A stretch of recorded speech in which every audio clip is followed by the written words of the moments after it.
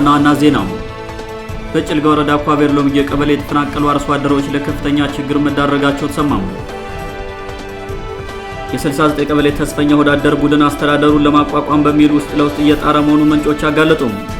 ሰላም ጤና ይስጥልን ውድ አድማጭ ተመልካቾቻችን፣ በመከታተል ላይ የምትገኙት ያኖ ኮማንት ሚዲያ ነው። አርዕስቶችን በማስቀደም የሰዓቱን ዜናዎቻችን ጀምረናል። ወደ ዝርዝሩ እናልፋለን። አብራችሁን ቆዩ።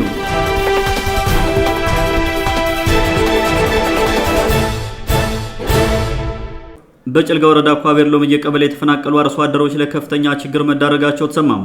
ባለፈው ግንቦት 2 ቀን 2017 ዓ.ም በጭልጋ ኳቤር ሎምጌ ቀበሌ ባረንጓ ጎጥ ነዋሪዎች በተፈጸመባቸው አማራ ጽንፈኞች ጥቃት ምክንያት ለከፍተኛ ችግር መጋለጣቸውን ለጃኖ ኮማንት ሚዲያ ተናግረዋል።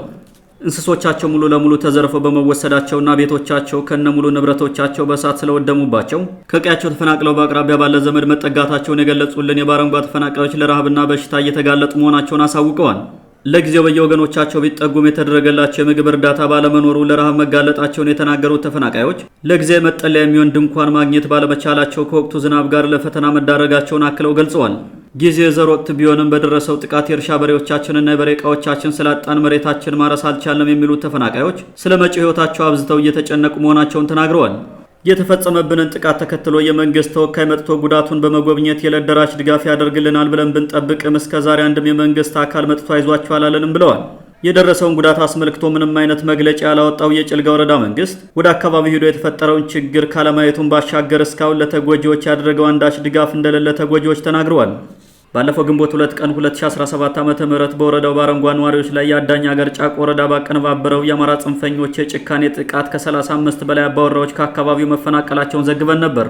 በጥቃቱ 10 ቤቶች ሙሉ በሙሉ በእሳት የወደሙ ሲሆን 300 የሚጠጉ የቤት እንስሳት በመዘረፋቸው ምክንያት ተፈናቃዮቹ በአስቸጋሪ ሁኔታ ውስጥ እንደሚገኙ የገለጹልን የመረጃ ምንጮች ወረዳው ስለ ጉዳዩ ምንም ሳይል የቀረበትና ችግረኞችን ለመርዳት ያደረገው አንዳች ጥረት አለመኖሩ እጅግ አሳዛኝ ነው ብለዋል።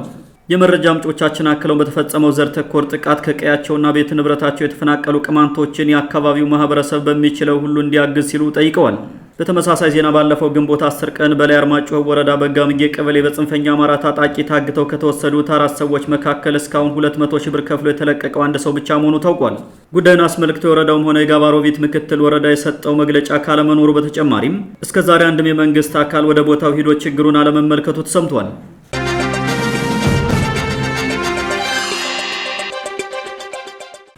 የ69 ቀበሌ ተስፈኛ ወዳደር ቡድን አስተዳደሩን ለማቋቋም በሚል ውስጥ ለውስጥ እየጣረ መሆኑን ምንጮች አጋለጡ።